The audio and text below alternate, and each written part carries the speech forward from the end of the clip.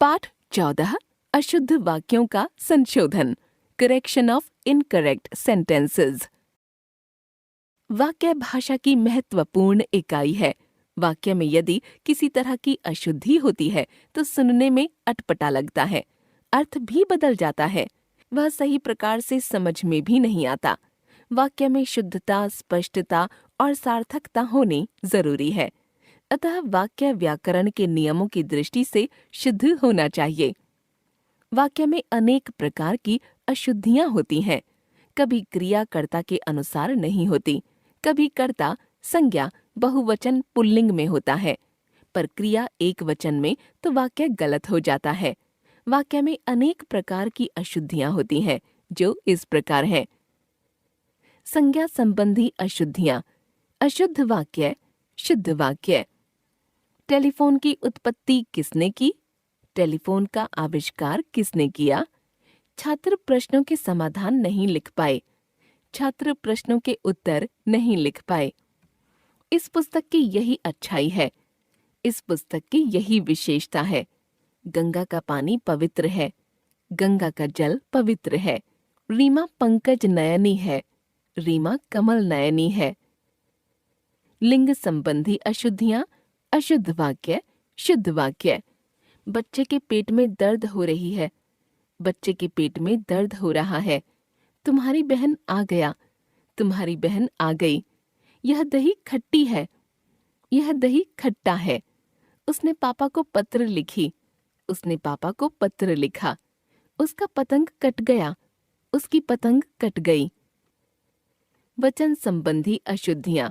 अशुद्ध वाक्य, शुद्ध वाक्य। उत्सव में अनेकों लोगों ने भाग लिया, उत्सव में अनेक लोगों ने भाग लिया। प्रत्येक बच्चे बैठ जाएं, प्रत्येक बच्चा बैठ जाए।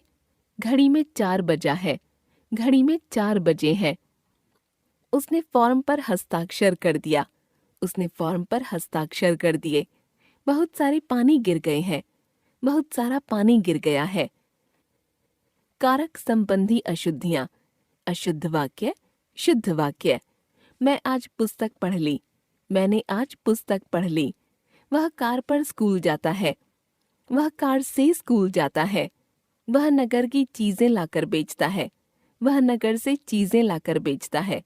किसान ने खेत पर बीज बोए, किसान ने खेत में बीज बोए। पेड़ से फल आ रहे हैं, पेड़ पर फल आ रहे हैं। सर्वनाम संबंधी अशुद्धियां। अशुद्ध वाक्य, शुद्ध वाक्य।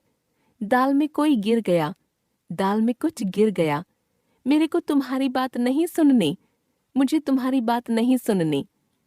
अब तुम तुम्हारे स्कूल जाओ, अब तुम अपने स्कूल जाओ।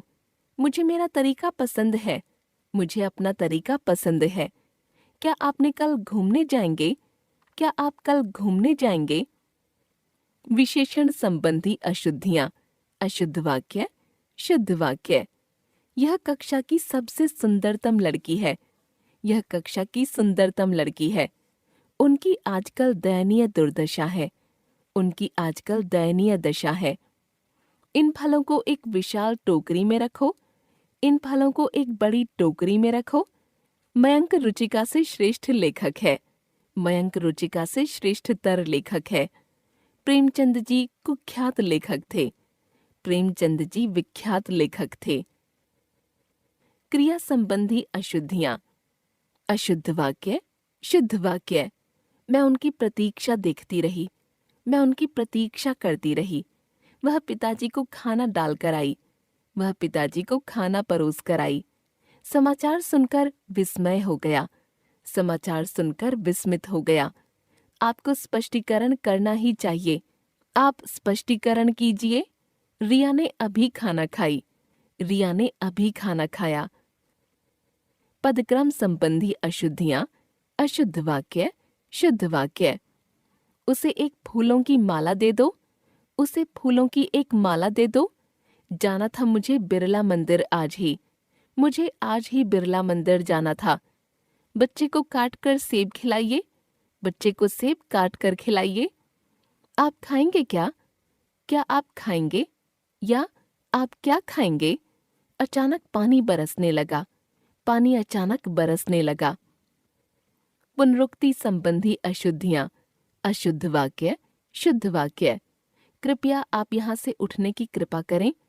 कृपया आप यहाँ से उठ जाएं। हैदराबाद में कई दर्शनीय स्थल देखने योग्य हैं। हैदराबाद में कई दर्शनीय स्थल हैं। वह बहुत जल्दी वापस लौट आया। वह बहुत जल्दी लौट आया। कक्षा में कोई लगभग 20 विद्यार्थी थे। कक्षा में लगभग 20 विद्यार्थी थे। प्रातःकाल के समय घूमना चाहिए। प्रातःकाल घूमना चाहिए। वर्तनी संबंधी अशुद्धियां। अशुद्ध वाक्य, शुद्ध वाक्य। रमेश ने गृह कार्य कर लिया। रमेश ने गृह कार्य कर लिया। गुरुजी ने आशीर्वाद दिया। गुरुजी ने आशीर्वाद दिया। उसकी आवाज में मिठास है। उसकी आवाज में मिठास है। सब इकट्ठे बैठकर खाना खाएं। सब इकट्ठे बैठकर खाना खाएं। रोहन ने दादी के लिए दवाइयाँ खरीदी। रोहन ने दादी के लिए दवाइयाँ खरीदी। एक बार फिर से। शुद्धता के अभाव में वाक्य अटपटे, बदले अर्थ वाले तथा अस्पष्ट लगते हैं। वाक्य व्याकरण की दृष्टि से शुद्ध होने चाहिए।